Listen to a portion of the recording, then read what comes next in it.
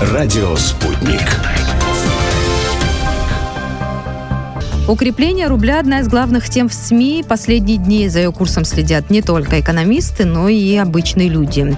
С начала года российская валюта значительно прибавила. Почему доллар и евро подешевели? Продолжит ли рубль свое укрепление дальше? Об этом будем говорить с Георгием Абухба, председателем правления банка «Аврора» и начальником управления исследований информации и статистики Национального банка Абхазии Георгием Квиквискири. Приветствую в студии «Спутник». Добрый день. Здравствуйте. Итак, о последних событиях. Рубль смог в условиях санкций показать не только устойчивость, но и рост. Почему дешевеет доллар? Давайте вот с такого вопроса начнем.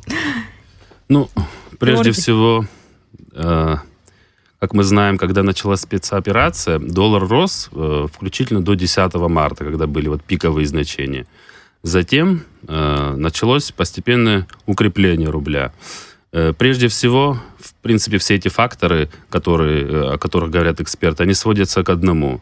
Прежде всего, это дисбаланс спроса и предложения валюты. То есть валюты доллара и евро стало больше за счет того, что экспортеры должны были продавать, а так как ограничения на импорт, соответствующие компании не могут заниматься импортом в том объеме, в котором они занимались ранее, то, соответственно, произошел такой избыток доллара и евро по отношению, спрос оказался меньше, чем предложение. Как долго такая ситуация может продолжаться? Сейчас мы за последние 2 дня видим, что доллар постепенно начинает расти. Я бы прежде всего обратил внимание на ту сложную внешнеполитическую ситуацию для России. Да, если мы говорим о российском рубле, в которой она находится, это, естественно, прежде всего спецоперация продолжающаяся, и на сегодняшний день никто точно не может сказать, когда она закончится, и в то же время жесткие ограничительные меры экономического характера, которые применяют западные страны к России, к российским гражданам, к российским компаниям. И мы наблюдаем, что эти меры не ослабляются. Наоборот, со стороны Запада ежедневно мы слышим заявления о том, что они хотят все больше и больше ужесточить эти меры. Поэтому какие-то однозначные прогнозы давать в такой ситуации сложно. Потому что курсы валют на сегодняшний день, особенно курс рубля к доллару, он на сегодняшний день, можно его характеризовать не сколько экономическими факторами, сколько политическими. И это преобладает. Мы можем вспомнить, немножко откатившись в историю на несколько месяцев, когда доллар дошел почти до 120 рублей, даже больше, да, на бирже он продавался больше, у людей начались панические настроения, многие говорили о том, что будет дефолт, хотя реальных предпосылок для этого не было.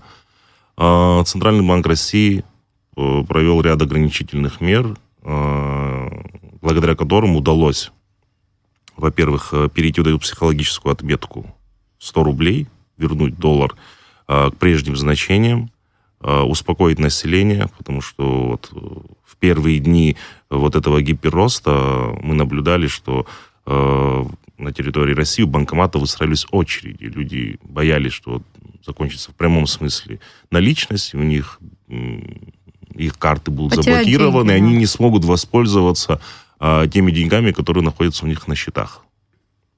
Но эти панические настроения удалось остановить. Курс рубля укрепился. Буквально несколько дней назад он дошел до значения 56 рублей за доллар. Да, это впервые за несколько лет это произошло, да, если я не ошибаюсь. Но дальше произошло следующее. Центральный банк Российской Федерации снизил ключевую ставку до 11%, и курс сразу отреагировал. То есть на сегодняшний день на бирже торговался доллар за 67 рублей. И сказать точно, в каком коридоре он остановится, однозначно какие-то прогнозы давать, абсолютно неблагодарное дело, но есть предпосылки к тому, что он плюс-минус вернется к тем значениям, которые были до начала спецоперации. А вот эти скачки, то резкий рост, то резкое падение, как это все влияет на экономику, как это на жизнь обычных людей, на инфляцию, как это влияет? Естественно, повышение курса, как мы видели и ощутили на себе, сказалось ростом цен на практически все виды товаров. Когда же курс начал опускаться, к сожалению, мы не заметили обратного тренда, что цены на какие-то вот товары снижаются, буквально там на единицы. Вот есть такая вот проблема, вот нету вот прямой корреляции, к сожалению, когда цена снижается, то есть курс, чтобы цена соответствующе отреагировала на это. Ну а почему так происходит? Для простых людей, у которых нет сбережений.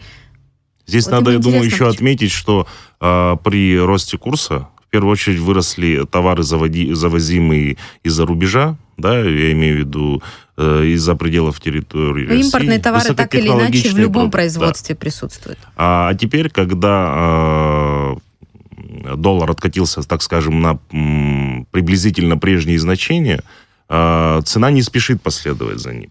В первую очередь это связано с тем, что были еще и нарушены логистические маршруты, потому что многие западные компании, и западные бренды, которые пользовались большой популярностью на территории России, они ушли с этого рынка.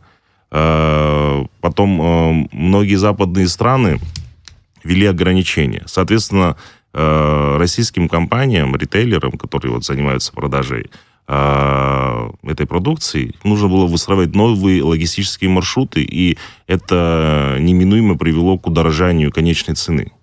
Несмотря на то, что даже курс откатился назад, но цена за доставку, которая вкладывается в конечную цену, она увеличилась.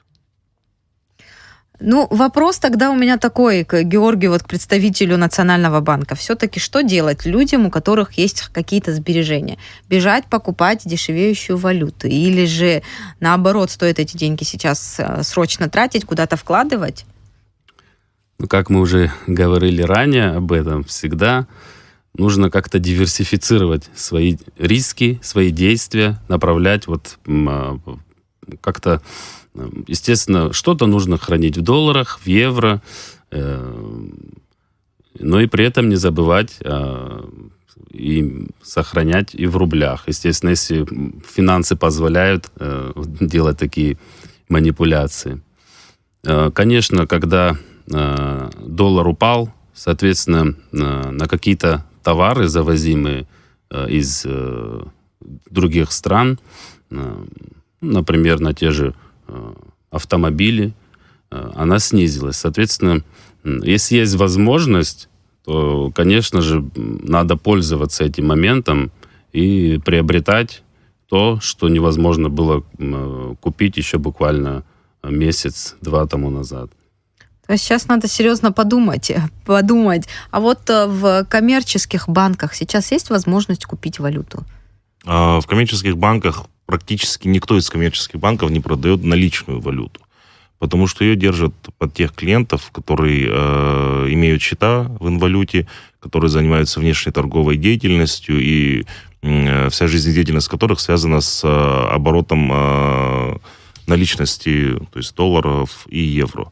Но в то же время никто не мешает открывать гражданам счета в инвалюте. То есть если мы говорим о том, чтобы рассматривать доллары или евро как средство сбережения, как средство накопления, то никто не воспрещает открыть долларовый счет или счет в евро и проконвертировать в банке рубли в доллары или в евро. А потом уже впоследствии, если эти действия направлены на то, что люди надеются, что все же курс поднимется обратно, можно проконвертировать в рубли, снять и, соответственно, какой-то заработок получить, исходя из этих действий. То есть рубли снять можно, но доллары нет? Ну, если у вас есть счет в долларах, И он Конвертировать в был рубли. изначально в долларах, да, до всех этих событий. Естественно, банки ответят по своим обязательствам и дадут возможность снять наличную инвалюту.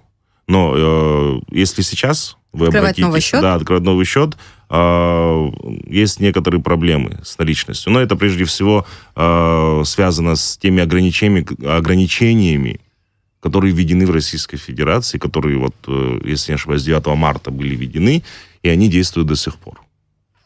Это понятно, но вот сейчас многие обсуждают, что может так случиться, что курс доллара будет такой же, как в советские годы. Это невозможно. Ну, на одном, например, Доллар уровне. равен 1 рублю? Такого возможно вообще? Это невозможно. Ну, надо вспомнить, во-первых, то, что в советское время официальный курс и реальный курс на черном рынке, они не соответствовали друг другу, да, они отличались несколько раз. Да, это вот практически на протяжении всей советской истории было.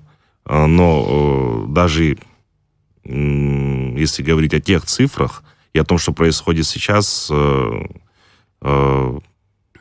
Бояться этого не стоит. Нет, Да. во-первых, российских чиновников, судя по их вот высказываниям, дальнейшее укрепление рубля тоже не устраивает. Потому Я что, поэтому и говорю, да. бояться не стоит. Потому Почему? Чем вот опасно все вот эти падение? постепенное снятие ограничений, это связано как раз с тем, чтобы как-то замедлить дальнейшее укрепление рубля. Потому что уже, в принципе, это вот та психологическая, наверное, отметка, дальше которой и какие-то вот экспортные операции, они уже будут невыгодны. Я думаю, не лишним тут будет отметить то, что первопричины. То есть западные все санкции были направлены на то, чтобы разрушить экономику России и под этим нажимом заставить принятие решения, которые вот хотелось бы, чтобы были приняты. Но экономика России показала, во-первых, стрессоустойчивость, во-вторых, Центральный банк Российской Федерации оперативно отреагировал на все события, да, введя ограничительные меры, какие-то запреты, может быть, это были не рыночные механизмы, но, тем не менее, это нужно было сделать, и, как показала дальнейшая практика, это было сделано верно. То есть, тем самым ЦБ России и само все правительство Российской Федерации показало всему миру, что оно готово выдержать, да, вот этот напор санкций со всех сторон, когда не только в отношении государства применяются санкции, но и в отношении отдельных граждан, когда блокировались счета россиян за рубежом и так далее. Кстати, помните наверняка недавние события в Турции, когда курс лиры значительно упал. Вот рубль показывает устойчивость. Как думаете, как долго вот эта вся нестабильная ситуация, мы, да, говорим, что это связано с политикой, но как долго сможет рубль укрепляться? Я думаю, что, естественно, опять же, делать какие-то кризис прогнозы... миновал, вот главное, главная проблема. Да, раз уж мы видим, что Центробанк постепенно убирает ограничения, то это говорит о том, что, в принципе, ситуация налаживается. Но мы не знаем, как поведет себя рынок и экономика во второй половине 2022 года, когда уже будут какие-то другие логистические маршруты выстроены по поводу импорта. Соответственно, нужна будет валюта для приобретения импортных товаров, который, естественно, должен будет вырасти вот во второй половине 2022 года. Поэтому рано делать какие-то прогнозы, но, скорее всего, мы не увидим уже вот какую-то вот волатильность бешеную, да, то есть с понижением или же повышением курса. Где-то вот, наверное, какие-то коридоры будут, в рамках которых вот будет торговаться рубль. Как-то он, скорее всего, стабилизируется. Ну а последствия вот этих процессов, они уже видны или нам еще предстоит все это увидеть? Или что-то мы увидим другое, допустим, осенью, весной? Вот некоторые экономисты говорят, что все последствия мы увидим только осенью. Сейчас пока рано говорить о последствиях. Вы как считаете? Я считаю, что пока внешнеполитическая ситуация не стабилизировалась, да, пока нет каких-то договоренностей, прежде всего, вся эта ситуация вокруг Украины, да, пока нет каких-то решений, пока спецоперация не закончилась, нельзя говорить о том, что будет так или будет это. Потому что все упирается сейчас в это. Потому что как только она закончится, я думаю, и те санкции, которые применили западные страны в отношении к России, они по логике вещей должны начать ослабевать. А иностранные компании, которые ушли с российского рынка, думаю, тоже должны, по крайней мере, изъявят желание вернуться туда. Другое дело, вернутся они или нет, но такое желание они тоже изъявят, потому что терять такой объем рынка, никто не хочет. Вот. Поэтому здесь надо наблюдать за ситуацией, и чем скорее она разрешится, тем быстрее все стабилизируется. А на абхазском рынке вообще вот эта ситуация с российской валютой, как на нас это отражается здесь? У нас нет собственной валюты. У нас нет собственной валюты. Рубль. Но дело даже не столько, сколько в собственной валюте, а в том, что у нас преобладает импорт. На рынке товаров и услуг мы практически все импортируем. Соответственно, те цены, те скачки, которые происходят там, они непосредственно прямо отражаются на нас. Потому что мы, по сути, те же потребители этих же услуг и этих же товаров. А мне интересно, вот на примере вашего банка, как вы на себе ощутили вот эти изменения? Как банки в этих условиях выживают, можно сказать? Вот вам тяжело в этих условиях? Что касается Аврора банка, то я могу сказать, что мы в полной степени не ощутили этого, только потому, что мы сейчас находимся на стадии запуска, на стадии открытия. Мы недавно получили лицензию. Другое дело, что, так скажем, по старым ценам мы успели закупить все необходимое оборудование для того, чтобы мы могли осуществлять банковскую деятельность. И вот эта паника на рынке курса валют, она прошла мимо нас просто потому, что на тот момент у нас не было клиентов, соответственно, эти клиенты не имели у нас валютных счетов. Но у нас уже все впереди, мы сейчас входим в рынок. Вот такой нестабильной ситуации начать развивать новый банк. Я думаю, что кризис – это прежде всего время возможностей. Поэтому новый банк, кроме хорошего, ничего не внесет на рынок банковских услуг Абхазии. Однозначно. Потому что конкуренция, она здоровая конкуренция. Да, вот этот момент я хотел бы сакцентировать на нем внимание. Здоровая конкуренция, она хороша для любой системы. И прежде всего от этого выигрывают потребители. Потому что когда появляется на рынке новый игрок, он пытается прежде всего сделать что? Привлечь к себе клиентов. Более низкими ставками, лучшим обслуживанием, более качественным. Ну и остальные соответственно, и остальным игрокам на рынке придется принимать определенные действия для того, чтобы этих клиентов удержать. То есть в конечном счете выигрывает клиент. Согласна в этом. Да. С вами, Георгий, вот как представитель Национального банка, все-таки как на банковской сфере ситуация на валютном рынке отразилась, на коммерческих банках? В целом уже вот такой пиковый период прошел. Сейчас вот я недавно тоже общался с представителями банков. Сказали, что, естественно, вот пока вот курс понижался, они запасались валютой для своих клиентов. И в дальнейшем, при наличии излишков, то есть есть возможность и покупки у обычных людей иностранной валюты. Сейчас, может, это не в каких-то больших объемах, но такая возможность существует. И, в принципе, граждане могут при наличии вот таких вот излишков приобретать в банках наличность. То есть в некоторых банках даже есть возможность купить и продать в периодически возникают такие возможности, потому как вот воспользовались этим моментом, когда снижался курс, и, как говорится, свои запасы пополнили. То есть главное, нет дефицита валютной массы, долларов, евро, чтобы могли обеспечить клиентов своих. Самое главное для банков – это обеспечить своих клиентов. Вот представители коммерческого банка не дадут соврать, что прежде всего это все делается в интересах своих клиентов, а в дальнейшем уже для всех остальных. Но самое главное, что вот я из разговора извлекла, что прогнозы делать, конечно, сейчас рано, и смысл копить всегда остается, но какую-то часть денег лучше разумно потратить. Диверсифицировать свой портфель. Да, и вот как экономисты иногда советуют, на 3 части делить свои накопления, какую-то часть. Минимум. На 3, минимум. 1 часть спокойно можно тратить. Самое главное, чтобы оно делилось. 3 часть. Спасибо, что пришли к нам в студию. Благодарю Спасибо. за беседу. А нашим слушателям я напомню, что это был Георгий Абухба, председатель правления банка «Аврора» и начальник управления исследования информации и статистики Национального банка Абхазии Георгий Квиквискири. Говорили мы о том, почему курс доллара и евро падает и продолжит ли рубль свое укрепление дальше.